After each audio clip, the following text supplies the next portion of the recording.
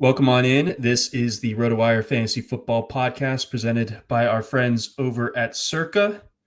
Also, you can check out, if you go to the link at the bottom of the live stream, or if you're listening in audio form, go to rotowire.com, use that code YouTube15, grab 15% off any RotoWire subscription.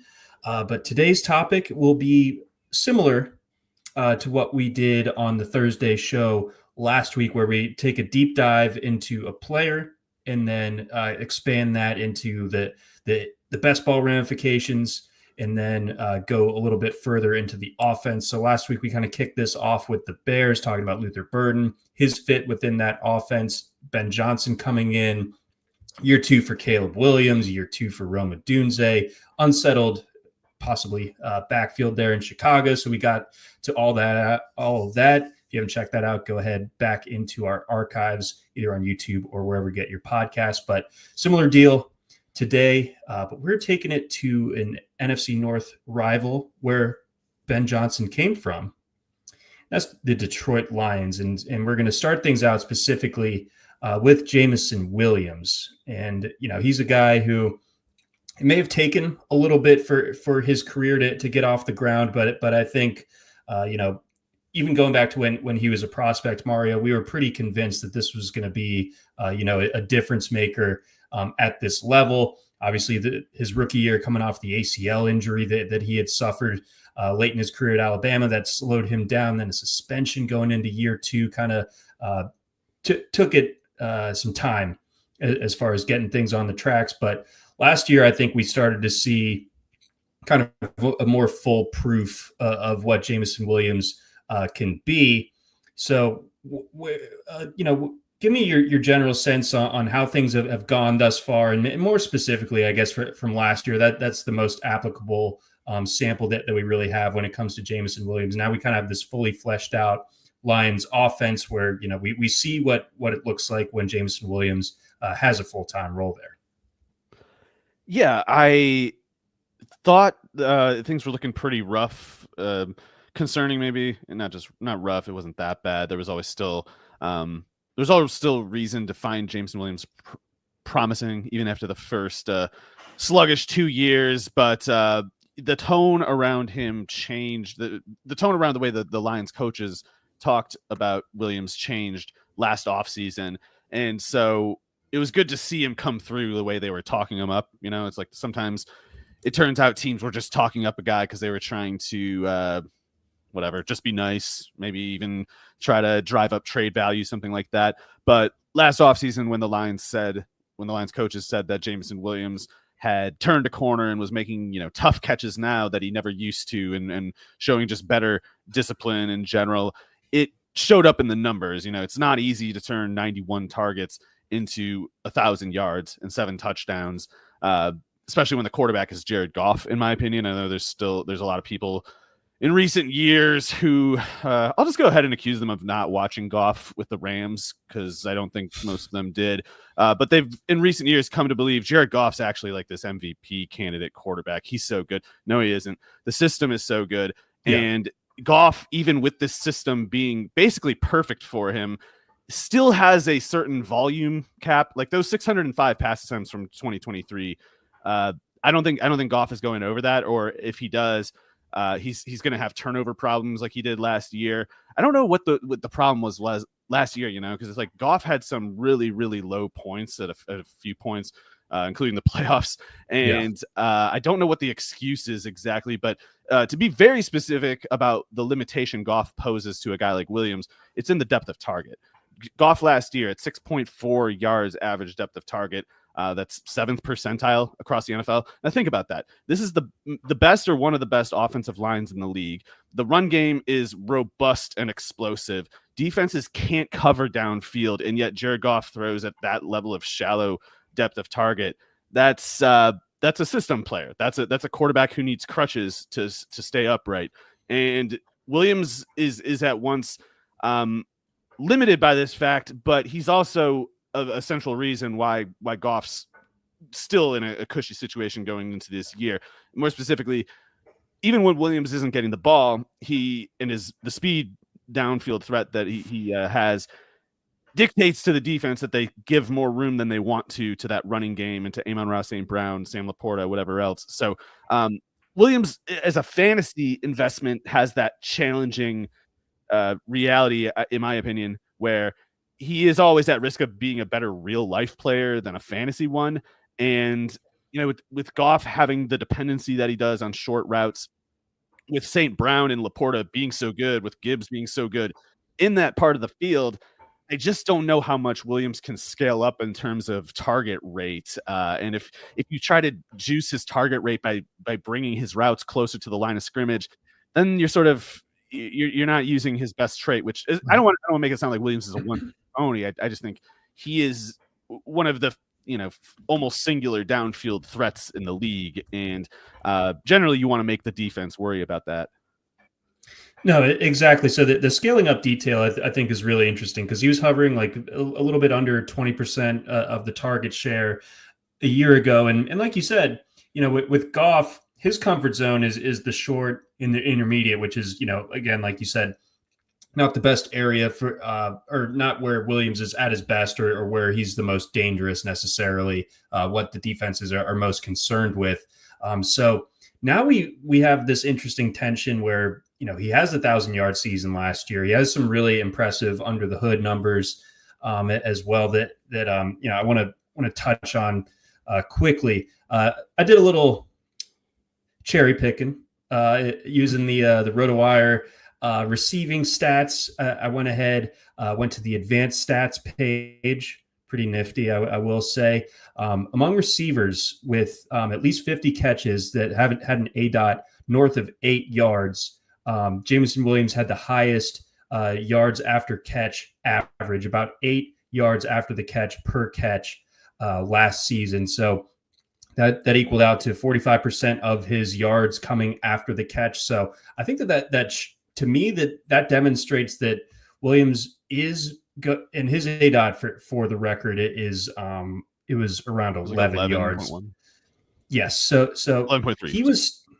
he was still getting down the field. That was still his role generally, and he was able to, it's sort of like a force multiplier where, he's drawing targets at a high impact part of the field, and then he's additionally tacking on, about 8 yards every single time. So he can really make it hurt that when he does connect with Goff. But again, it just comes down to how much more can we add onto his plate and kind of expect the efficiency to remain around the same, where, he drew just under 100 targets last year and was able to put up 1,020 yards. So totally different discussion from an ADP perspective this year, where he's, kind of a late 4th round type of guy. There's some other talented receivers that go in his neighborhood that we'll compare him to here shortly. But, last year, if you're drafting Williams,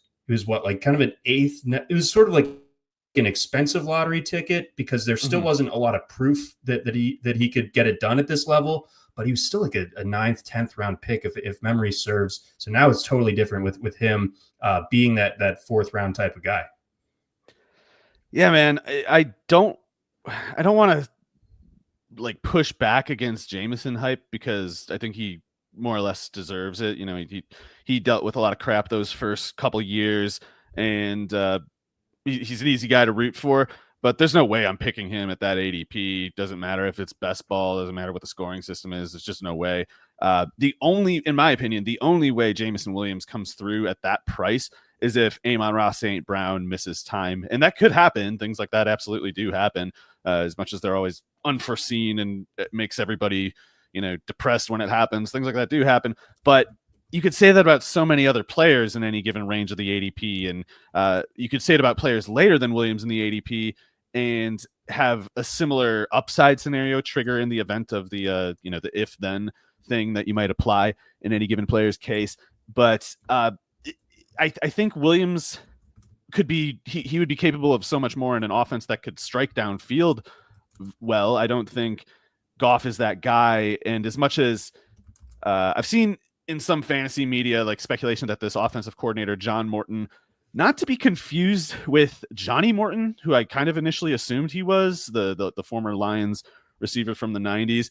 It's a guy named John Morton, but apparently he's actually a former receiver too, who's like way faster than Johnny Morton, even though John Morton looks today like Brian Dable or something. Very weird stuff. But he's basically like a journeyman coach who some suspect will throw more downfield than Ben Johnson was inclined to.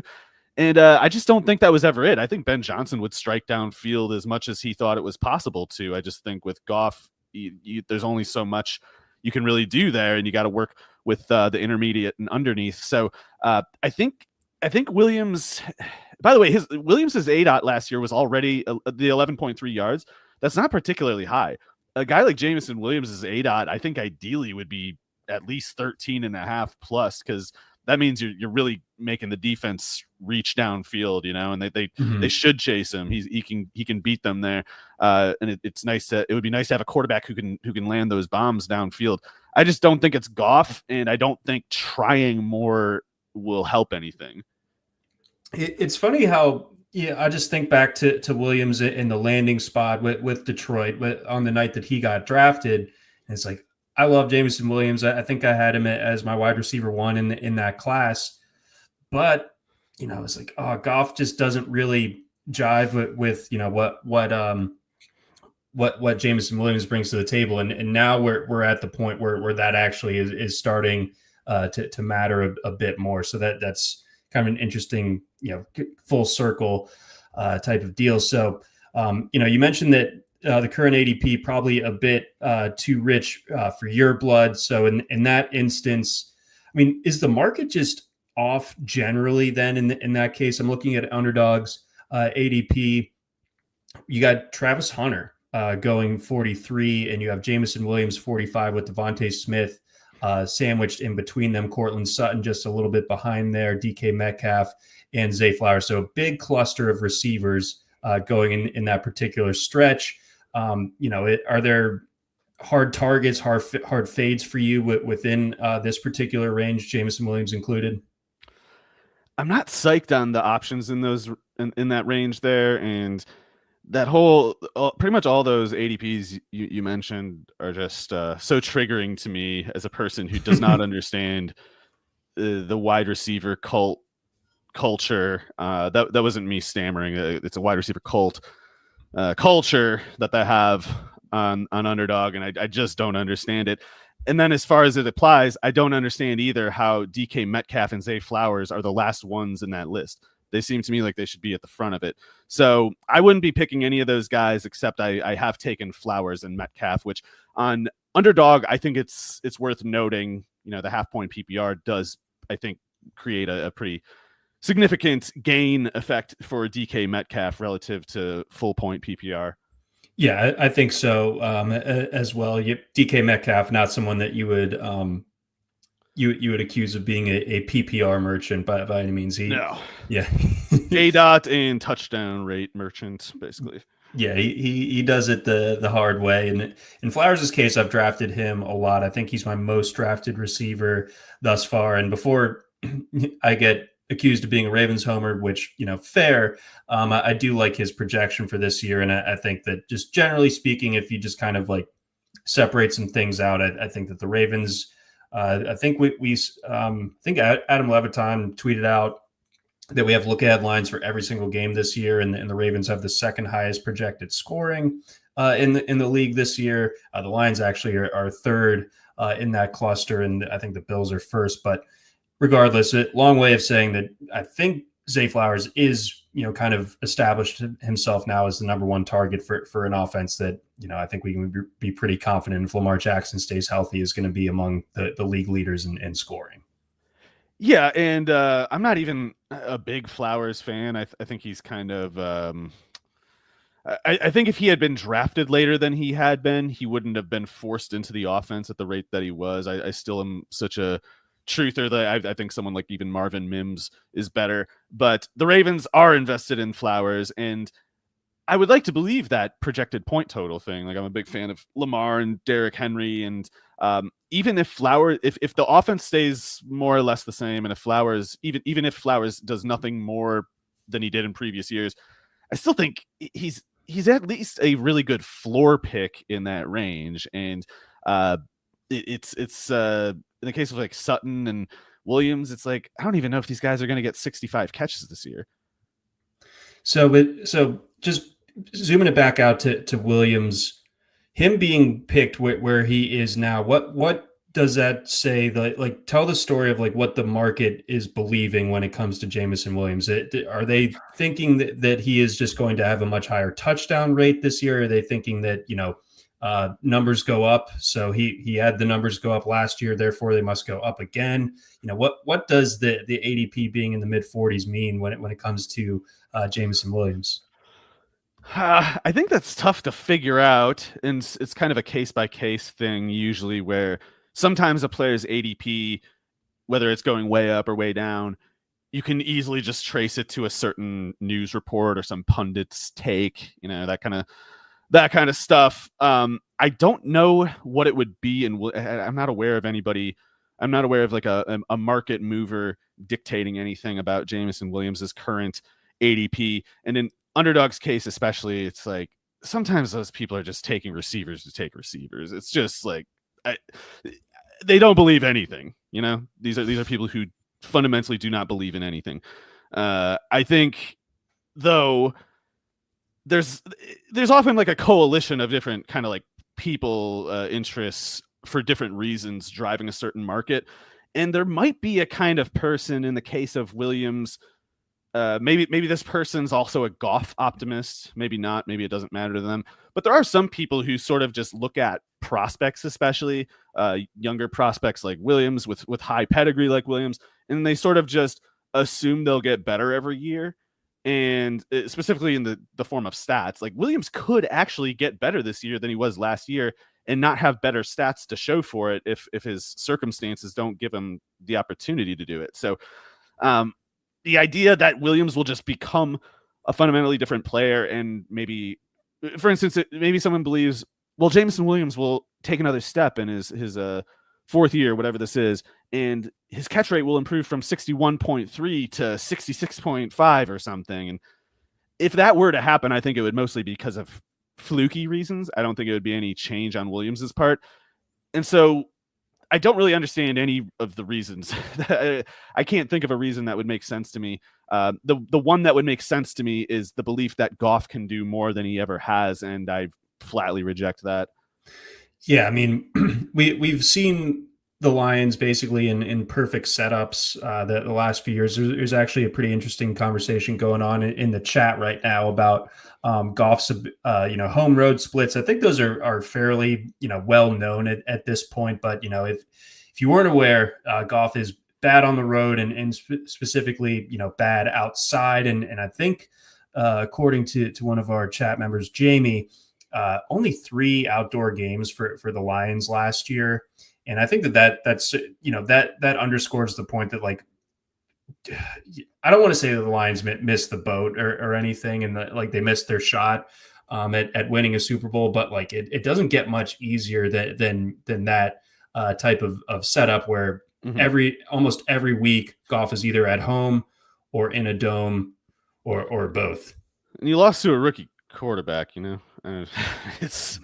And he played really bad in the game. Yeah, he himself kind of like sunk the Lions before they could even do really much of anything there in that game. Right. So I know there's a lot of people who do stuff like putting in PFF grades and just EPA per whatever and making projections on those bases, but I don't see any other way to believe that there's potentially more in Goff. Like if you're looking at what I would consider the material results, it seems pretty clear to me that he can't do more. But yeah, if there's magic numbers that people are following that just sort of suggest that more can happen without knowing the specific traits of the players involved, that would be the only way that it would make sense to me. And God knows there's plenty of things like that out there. Yes, there certainly are. So I think that about covers it when it comes to Jameson Williams. Before we kind of get to the rest of the Lions offense and their outlook for this year, and I'm sure there will be a little bit more Goff in here as well. We have a Message from our friends over at Circa. The ultimate fantasy football draft can only take place in Las Vegas. Circa Resort and Casino wants to bring your whole league to Vegas with the ultimate fantasy football experience giveaway. The winner brings your 12-person league for a 2-night stay at Circa Resort and have your draft at a cabana at Stadium Swim, plus limo transportation to and from the airport, a welcome party at Legacy Club, a booth at the world's largest sports book, and more. There's no better place to draft than Circa. 21 and up, go to circalasvegas.com for more information. All right, so let's take a look further at this Lions offense and what we can expect for them this year. Like I said, Vegas is big on them, having them projected with the third highest scoring offense in the league. But we do. You alluded to John Morton being the new OC. What impact do you feel like there will be with the departure of Ben Johnson? Because we see this cut multiple ways. When there's a good team, a very good team, especially over a couple of years. I mean, it in some senses, it was a miracle that Ben Johnson was still the offensive coordinator for the Lions last year. Sometimes, that those teams like that, their coaching staffs get rated. Sometimes, that ends up being a big issue for them the following year. Other times, the overall culture and strength of the team are able to kind of override that, or they can find someone that's at least, able to kind of plug and play the same type of system. And the results end up being roughly the same. But with Ben Johnson being gone now, how big of a hit is that to this Lions outlook? It might or might not matter. I think it's possible for it both to be true that Ben Johnson is a very good offensive coordinator and the Lions could still be okay without him. Certainly some of that depends on things like how much Ben Johnson's the way he was molded and the success that he had, how much does that trace to Dan Campbell? How much can Dan Campbell put that same setup for success in place for John Morton? How much is John Morton similar to Ben Johnson? I think even if John Morton had a fundamentally different philosophy on offense, I think it's also possible that both Johnson and Morton now are largely deferring to Dan Campbell, because Dan Campbell played tight end in the NFL. It's not as if he is a defensive coach. He's just a physical coach. He has thoughts though. And I think he as much as he kind of like lets his coaches under him really have a visible like personality and effect with the team. Like I think there's a possibility it's still all is more or less owed to Campbell. And I think to a lesser extent, Aaron Glenn. I think it's harder for the Lions to replace Aaron Glenn. I think I'll just say that in the meantime. But the part of it is that I view Ben Johnson. Part of the reason it's hard for me to guess the specific effect on the offense, or whether there will be any effect on the offense, is because I feel like both Ben Johnson and John Morton are slight wild cards. Like we don't know for sure what kind of coach Ben Johnson will be under his own discretion. We don't know what kind of coach John Morton might have been if he had gotten this kind of opportunity in the past. But John Morton's been like a journeyman, I think, like quarterbacks coach, wide receiver coach type for a long time. And it's like coaching in an otherwise titled position with the Broncos doesn't mean anything if Sean Payton's the head coach. Like you're getting Sean Payton's stuff for him and he's making all the decisions. You're running his practice for him. That's what that job is. So sometimes those guys turn out to be a little overexposed. When Morton, these guys who late in their careers all of a sudden get big opportunities. Sometimes they sort of blend in and no one remembers. Sometimes they turn out to be in over their heads. Sometimes they turn out to be pretty good. I don't know what a fair expectation would be for Morton because I see him as unproven. But I have some level of just kind of by default confidence in the Lions offense and team culture, certainly because of Campbell. And then also as far as the offense itself goes, it's kind of hard to call a bad offense with an offensive line that good. Right.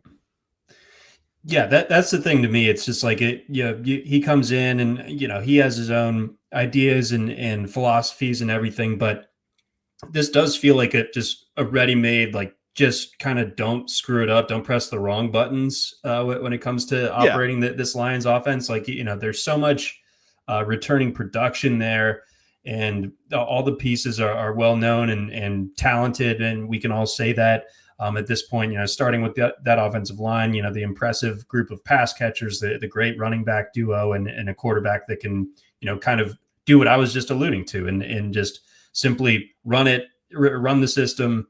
Don't screw it up. Don't try to do too much to alter it, and things will ultimately work out. So it is interesting to wonder, just how much he's going to want to tinker with what was a big recipe for success these last couple of years in Detroit. Right, and I don't know how anyone can claim to truly know the way it'll play out, but best guess I can put together is that even if Ben Johnson is even if he's a uniquely good offensive coach, I still think there's enough ideological consistency, cultural consistency with what the Lions have in place. And I think there's also reason to believe that even if John Morton is a so-called bad offensive coordinator, it might not be obvious in the results, just given the talent that they have. And specifically, again, the offensive line, when you can dictate the point of attack, when you can dictate the dimensions of the field itself, the defense is just at an inherent disadvantage. And that's the situation for the Lions almost every single game. The Lions' schedule is interesting to me. I brought up how things were really set up nicely for them as far as the conditions were concerned. Last year, they got some tough outdoor road games this year. It's beginning with the Ravens. That's going to be a Sunday night game. I don't know how Goff's going to do that one, man. I mean, this is a quote that could easily come back on me if Goff somehow has an easy game and the Lions win and look great. Like, I could look like a huge idiot, but I don't think Goff's that kind of quarterback, man. I don't know. I think they're going to need Montgomery and Gibbs to do some lifting, and that's also a bad matchup for it.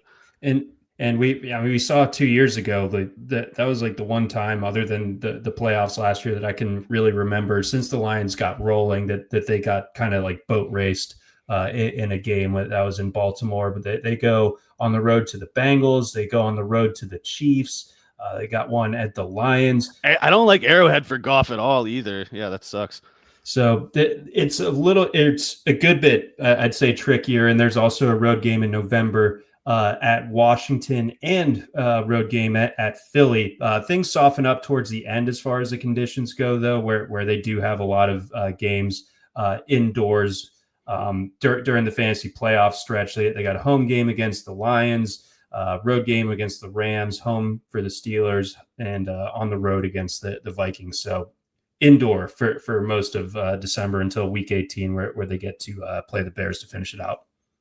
That is helpful. That is better than using up all your dome games in September. But yeah, I think there's, if nothing else, I think we can also assume on the issue of the offensive coordinators and the offensive system, I think we can assume the Lions don't want anything to change. So I wouldn't be expecting them to just be like, oh, by the way, we're throwing it 40 times a week now. I think you can safely rule that out. I think so too, and I think a good reason why they wouldn't go that route, and we'll tie this into just kind of an overarching ADP analysis of this Detroit Lions offense. You got Jahmyr Gibbs.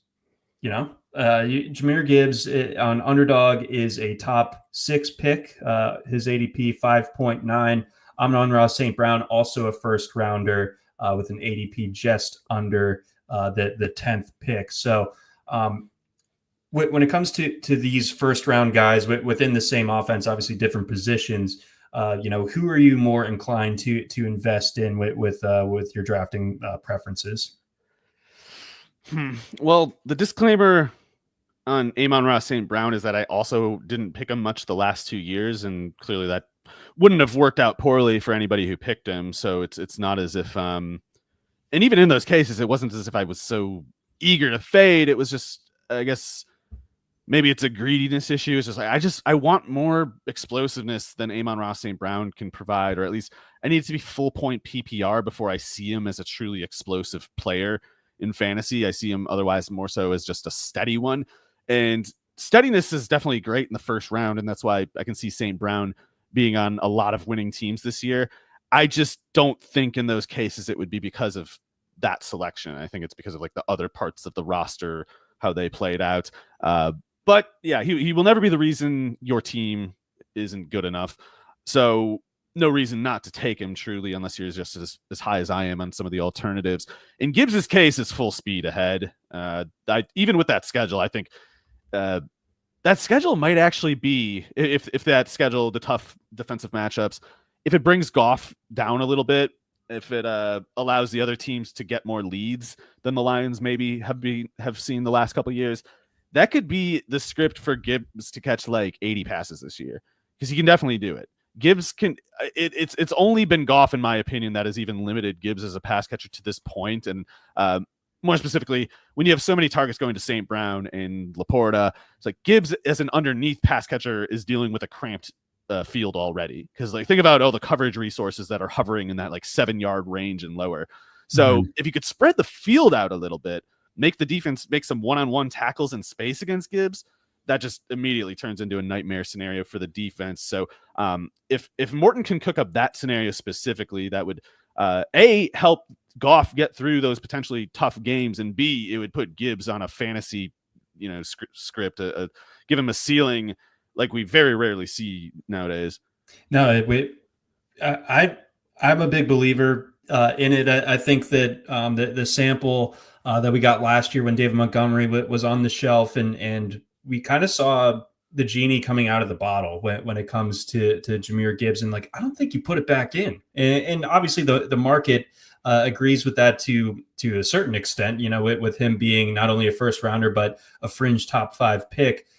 I'm going to go one further and say I think that there's a pretty good chance, and I know that the Eagles seem like this indestructible Death Star on offense right now, but I kind of think that I'm not as strong on it as I was with Ja'Marr Chase being wide receiver 1 last year, but I think that there's a chance that Jahmyr Gibbs ends up as the fantasy RB1 this year.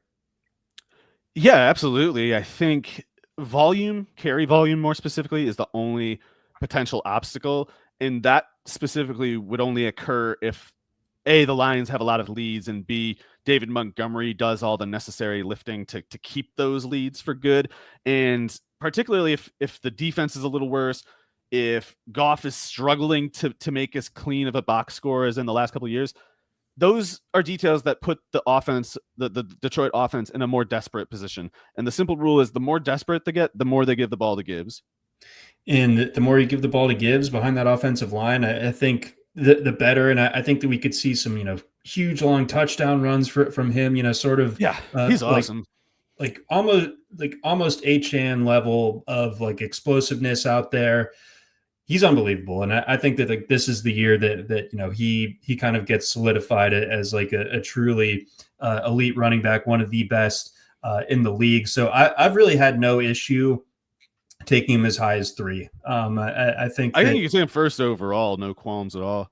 I'm with you there. I mean, like, Justin Jefferson, I'm a little bit worried about JJ McCarthy maxing him out. Bijan Robinson, I'm just a little bit hesitant. Falcons are kind of a dumb team. Yeah, exactly. So like you can never really fully trust them as good as Bijan Robinson is, of course, in his own right. But Gibbs, it just feels like there's really that potential to do something special this year. And whether you're playing in half PPR or full PPR, I think Gibbs like really has the goods to deliver. So you one-upped me on my one-upmanship, and I'm like, sorry, I think he could be RB1. It's like, no, I think he's Marshall Faulk. Yeah.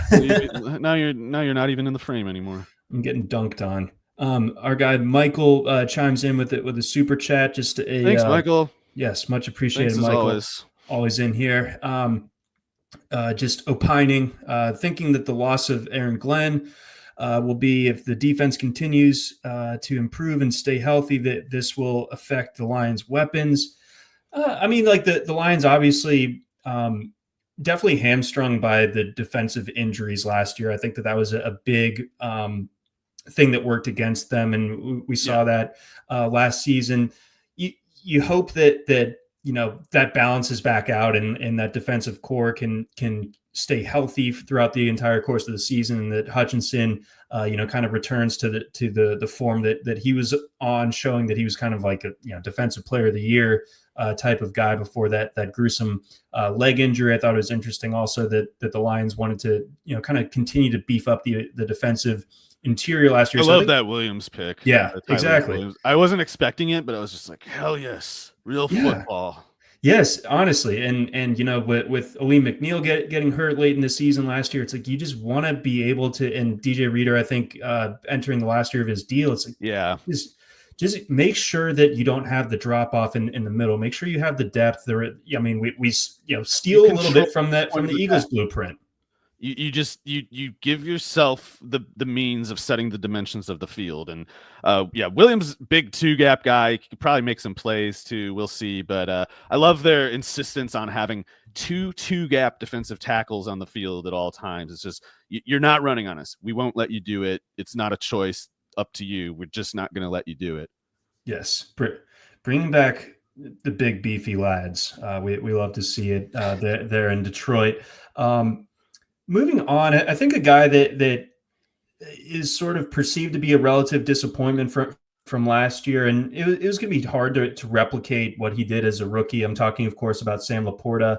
He's someone that was drafted as tight end 1 last year, if memory serves, most of the time. Man, John, in some best ball tournament drafts, people were taking, for some reason, Laporta and Trey McBride back to back, and it was like a popular people were pitching it like it was in like some kind of diet, like a fad diet for best ball junkies, and like this might actually be a smart thing to do. Or like Kelsey in Laporta, is that what I'm thinking of? Yes. And it's just like, why the hell are you trying to make your flex spot a guy with 800 yards a year? Like, this is crazy. Anyway, Laporta was a really good player the whole time. It was just kind of a wacky roster strategy that for some reason got surprisingly legitimized last year. But yeah, Laporta, he's still the total real deal. It was like his numbers falling off last year were purely a product of the Lions having greater ability to dictate games. And so if you can beat a team with your simplest looks, you do it. If all it takes is sending David Montgomery into the teeth of the defense 15 times to take care of the game, that's all you do. And you unveil more weapons as you need to. And 2 years ago, they needed Laporta all the time. Last year, they were at a position of strength where they didn't. I think the loss of Aaron Glenn is a lot tougher to account for than the loss of Ben Johnson. And even though the Lions improved their talent on defense, I could still see them. I don't know. At the very least, I think the days of the Detroit defense overachieving are gone. You're not going to have any more of these games. I can't even remember the name of the corner that Jerry Jacobs. These days of like Jerry Jacobs going press coverage against number 1 receivers and doing pretty well. That's over. So I could see the Detroit defense ending up with worse results for just those reasons, just in that sense. And in any case, if the Detroit defense does get worse, Laporta is going to get called on more than he was last year. So I think that he ends up being like a nice. You can't even like really call him post hype, but I think that the market has kind of overcorrected from last year, where he's I think like so. End of the 6th round type of guy. His ADP just inside the top 70. That I think it is something where if I'm kind of just going best player available, or if I haven't drafted a tight end just yet, I'm looking at him, pretty reliably. Yeah, as much as there are some later round tight end options this year that I have some amount of hope for, I kind of, for some reason, I don't know, I guess I have no real reason for this, but relative to past years, I'm a little more sensitive in these best ball drafts that I'm doing to the scenario of ending up with like truly no idea what I'm doing at tight end. As much as I am somewhat hopeful my Chiga Okonkwo over investments might pay off and bail me out, realistically, it's not going to happen. So the plan A is more like, I'd really prefer to get a McBride, a Laporta, somebody like that, where I can be like, all right, I really have a shot this week of having the top scoring tight end position. Because I think I can chase running backs and receivers enough to get something going there. But when you're up on whatever, if you're looking at like Colson Loveland as your tight end one, as much as that could work out too, I really like to get a Laporta share nowadays at this current price. At the very least, I could say it this way. I'd much rather buy the Laporta ticket than the Jameson Williams one at their respective prices. I think that's a good way to frame it. So I think it's also interesting just the shape of the tight end market right now, where we kind of reach some islands. Like obviously Brock Bowers and Trey McBride are both going inside the top 2 rounds. Then, George Kittle fringe top 50 pick. So right around the beginning of the 5th. That's where the cliff is. You really feel it too. You can feel people in the draft room all thinking it at once. It's like, oh, I should have gotten him. But then, again, about almost 2 rounds later, you get Laporta. And then I think the cliff intensifies, because I'm still a little bit creeped out by TJ Hawkinson, as far as being my tight end one. I just worry about the injury history. I like the price. Okay. If his price was what it was 2 years ago, I would also be leery. But I'm ending up with a lot of those 3 guys that we just Laporta, Kittle, Hawkinson. I'm getting quite a bit of, because it's just that cliff right after those guys is not quite where I want to be. Yeah. So it's funny how we see just there's no real tight end clusters in the early part of the draft, other than at the very top. Otherwise, you kind of there's one tight end getting drafted every other round, essentially, until you get to that Jonnu Smith, Mark Andrews, Travis Kelce, Evan Ingram type of tier. That's when I think a lot of people kind of start their tight end shopping, because I've been double tapping. Top 10. That's what I've been trying. When I do fall off that cliff, I try to get Jonnu and Andrews or something like that. I try to get 2 tight end picks in the next 3 or 4 rounds, if not back to back. Yeah. And no, I think that's the way to do it. Either invest early or make sure that you still end up with 2 of the top 10 type of tight ends.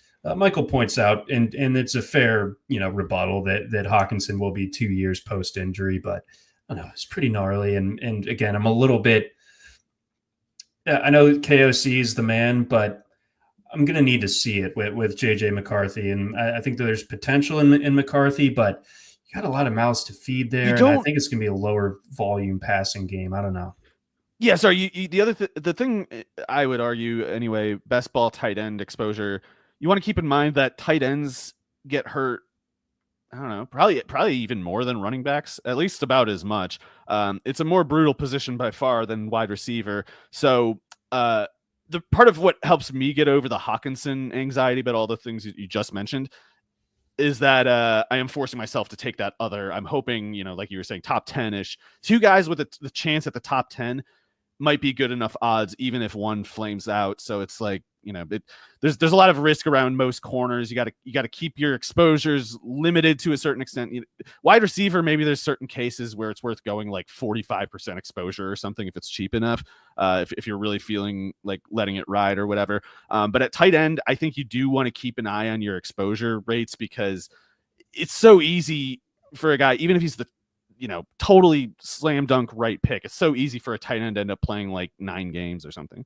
Totally. Yeah. Cause I mean, think about their responsibilities, they're helping out in pass blocking, they're helping out in run blocking. It gets tricky. It gets very rough out there for tight ends. And, not everyone can just always somehow play through it in superhuman fashion, the way that George Kittle seems to, where it's is his second arm still attached? The one with the harness on it? You don't really know, but he's still just rocking out there.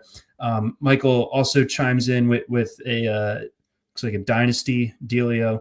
So he traded Purdy and Laporta plus a second rounder for McCarthy, Hawkinson. So there he gets the little Minnesota pairing plus a third rounder in next year.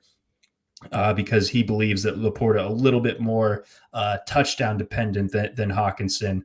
I think, I mean, Hawkinson, I guess I pumped the brakes a little bit on the week to week consistency PPR wise, or yards and catches.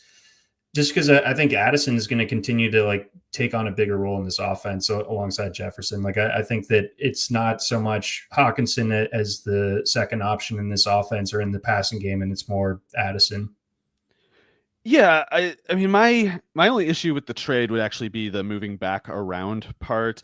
I can definitely I'm always up for some Purdy hating, and I'm actually probably more of a JJ McCarthy optimist than most people. But we are going into the fog with him. We have no idea what's in there, and as much as I personally am optimistic, especially because of the offensive line should be pretty good, if not quite good. Those receivers, of course, are great. Kevin O'Connell has been consistently impressive. So I think there's a way for this to there's a pretty clear way that this could work out to your benefit here. It's just that I think you might have taken on a little bit of a tax for or like you didn't get the kind of discount you should have gotten for taking the risk, the sort of speculation on the unknown that you did. However, if your overall suspicions prove correct, then the trade will work out fine, and all you really have to do is cross your fingers that the Vikings kind of just take a step forward in general. Yeah, the KOC hive mind continues to produce good for fantasy. Let's see, one more skill position guy, and then I have kind of an overarching just question about this Lions team. But what are you doing with David Montgomery this year? It's tough. I think he's one of those guys where it's reasonable to be agnostic and take just a sort of exposure rate that more so amounts to insurance rather than like a targeted investment. I think if you end up with David Montgomery as a running back 3, you have to consider it like reasonable. Like maybe there's certain things to go wrong, but you could do a lot worse than that. Other teams in your league will be doing a lot worse than that. What might determine the specific answer to how good Montgomery's season might go, or how good or bad of a value he might be at ADP is, in my opinion, just kind of, will the Lions stay in a position of general dominance like they have the last 2 years? And that's something I'm agnostic on for a variety of reasons, even though I'm really high on Dan Campbell, even though I think the emphasis, obsession actually that they have with offensive and defensive line is crucial, and also a crucial reason of why they were ever successful in the first place. But teams can have just bad luck. I guess you could argue that they already had their likely worst luck last year with the Hutchinson injury and the various other things that kind of just swarmed them late in the year. But I don't know if Goff takes this, if Goff takes a step back, that could fall hard on Montgomery. If the defense is for whatever reason just a lot worse than we expect, that could fall hard on Montgomery. The toughness of that schedule that we were talking about before, that could fall hardest on Montgomery. Because like I said, if the more desperate the Lions get, the more they turn out of desperation to Gibbs, because he's the big play. Everyone knows it. They know it more than anyone. So the worse it goes for the Lions in general, the worse it goes for Montgomery. And you don't say that about Gibbs. It can go poorly for the Lions and it could still go great for Gibbs. And in Montgomery's case, it's just not true. So it's a little bit more contextual than as the kids say, Montgomery is dust. It's definitely not that. And I mean, he was quite effective last year. I know there's a lot of blinkered things that people believe nowadays. Sometimes it's fleeting, sometimes they get over it in a couple months or a couple years. But one thing that's been kind of trendy lately, or I guess last offseason, and I guess this offseason too, people are trying to do a lot of my elusiveness metrics, my proprietary elusiveness metrics, which are we won't even tell you to what extent, but there's some amount of discretion that the anonymous charters have over this. Some of them might be like whatever. Anyway, their qualifications are not substantiated in any way. And you see people just referring as like absolute gospel truth these numbers, like, well, he was the 46th most elusive running back in the NFL last year. His EPA per carry thing was this. It's like, okay, so don't draft Josh Jacobs, and I don't care, whatever, do what you're gonna do. But we've already seen that this is a nonsense metric, and in a couple years, no one's gonna use this stuff because it's crap. It isn't true. It's fundamentally forged. It's made up. It's conjured. So the people who believe like David Montgomery's not elusive and is elusive, he doesn't create enough yards over expectation. That's just kind of it's a tautological result of the kind of plays that he gets. Short yardage carries, the power concept carries, the carries that as a rule get less yards per carry than, tosses, draws, counters, things like that. Those are the plays that go to Gibbs, because Gibbs is the most explosive, and it makes sense to save that really big firepower for those plays that correlate best to big play outcomes. But David Montgomery gets the toughest work, and he got it done last year. 12 touchdowns on 185 carries. That's a high touchdown frequency that completely absolves any concerns about his 4.2 yards per carry. The 4.2 yards per carry, again, is largely just a tautology of the fact that when he gets these carries, there's only a certain amount of yardage left on the field at all. He's getting the plays that have categorically the least yardage to gain. So you look at something more like the touchdown rate to see if Montgomery's actually succeeded. And he cleaned up last year, and he was a lot better as a pass catcher than the year before. So he's good at that if it comes up. And in as much as I'm sick to think of something like this, if Jahmyr Gibbs were to get hurt, Montgomery can be like a 50-60 catch running back. So it's still in the tank there in that case for Montgomery. So I think it's something where I'm going to reach a certain exposure point because I do often take a running back in this range, but I'm just kind of like auto picking either Trevion Henderson or Quinshon Judkins. I'm riding with the rookies. That's who I've been taking in this range. Yeah, and I think Alvin Kamara goes in that same range, and I definitely prefer him. The guys that I'm not really taking in that range are actually Montgomery and Hubbard. Not because I think either player is like a bad pick. It's just I'm still chasing some upside there, and Montgomery's only upside snares, in my opinion, are either one where Gibbs gets hurt, which I just don't want to think about, or B, like one where the Lions become even more dominant. And I don't know. I don't think that's a fair expectation. So I am chasing Henderson because I think the explosiveness is there. If Stevenson were to miss time, I could see Henderson being a 30-point running back, even if he can't do it all year. And in Judkins' case, I'm like, well, hell, he might just do it all year. Yeah, no, he really might. Even with like the hilarious quarterback room that they have, like it just Judkins can still do his Have thing. Him start at quarterback too. Just make it a high school offense. Why bother? And the last running back in that range, in the same vicinity as David Montgomery, I hate to say it, but this is definitely one where I want to be out a year early than a year too late. I'm not going to be drafting a lot of James Conner. Yeah, fair enough. I do wonder with him if he. I think Conner was really dominant last year, so I wonder, like, can he still be so good? The year late problem, the year late risk is substantial, like you said. I haven't taken Conner a whole lot because I usually just it's the Judkins thing, I guess. Again, it's like as long as Judkins is going in like the mid, like I think I got him in the 7th a couple of times. Like if he's going around there, I have him ranked ahead of Conner just straight up, right? So if Conner's more expensive, it's just a no-go. I'm not taking him, but I might have to have my principles tested a little if Judkins gets more expensive, which I do think will happen. I think a lot of people believe nonsense about Judkins as recently as now, but especially back before the draft. People saying like he's like a 4th, 3rd round talent. He's no Caleb Johnson, and Trevion Henderson's a lot better.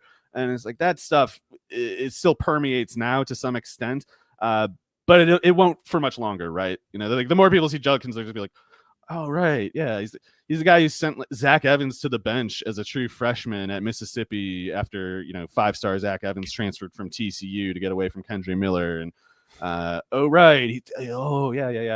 he's the guy who doesn't get tackled ever." That stuff's gonna permeate the ADP eventually, so I think Judkins is going to get more expensive. But if he does, and if Conner slides as a direct result of that, I might have to go in there and best ball. But I mean, honestly, I had Conner on an NFFC team last year, a redraft NFFC team, and even in this career year for him, this excellent season for Conner, it was still a real headache dealing with his injuries. So Conner, if nothing else, is a best ball only pick for me at this point. Yeah, I think that's a fair summation, both on the Judkins side, and then with the Connor and the durability concerns there, age, just general kind of crumminess of the Cardinals generally.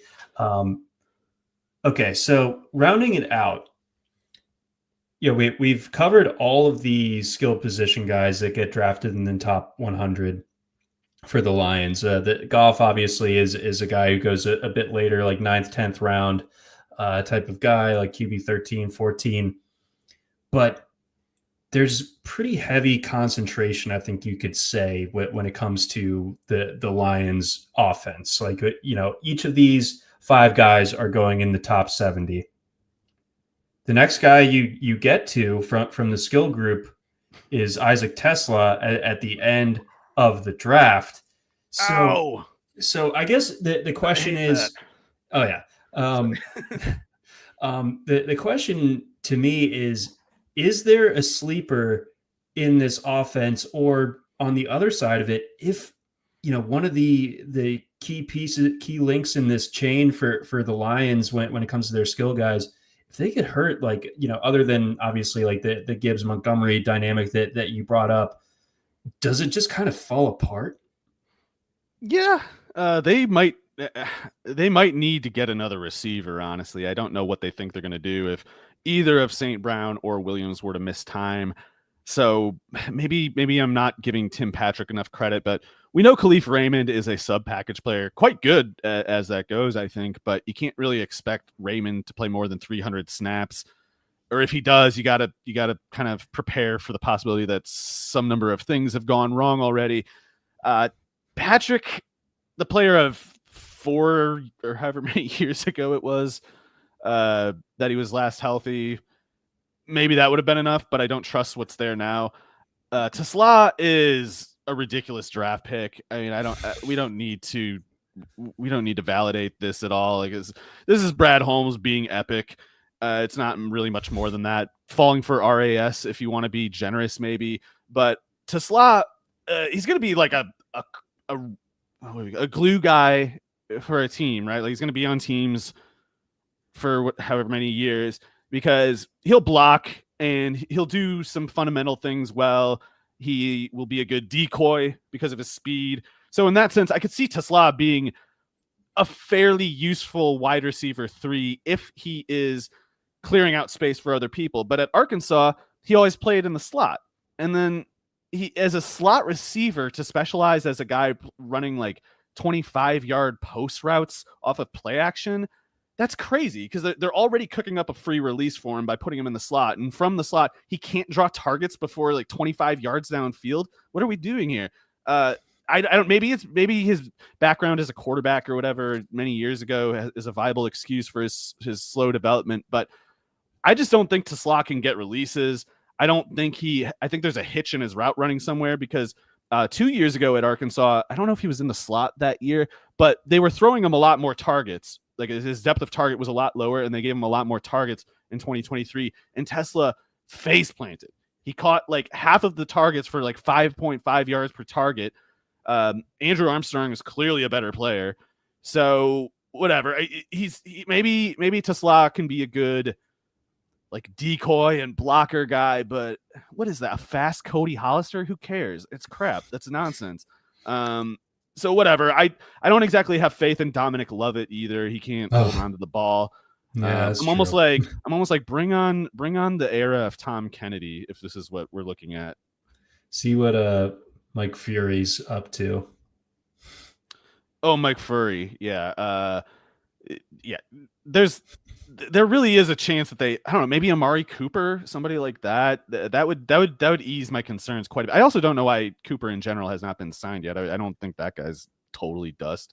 No, I think last year was weird. We're only a year removed from him having one of the best seasons of his career, right? He had like 280 yards against the Ravens or something. Like against the Texans. Against the Texans. Sorry.